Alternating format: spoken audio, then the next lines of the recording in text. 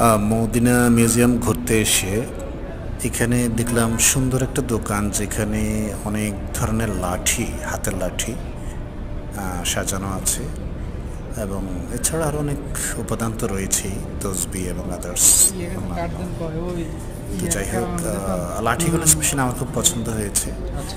আমি নেক্সটে চাইবো যে এই ধরনের লাঠি কখনো কিনতে।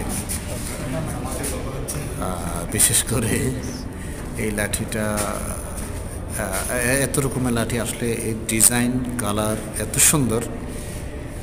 আমার ইচ্ছেই হয় যে আমি এই লাঠিগুলো যে কোনো একটা কিনতে, এবং আমি ইনশাল্লাহ অবশ্যই নেক্সটে কিনবো আমার বাবার জন্য, যদি আমি সুযোগটা পেয়ে যাই ইনশাল্লাহ।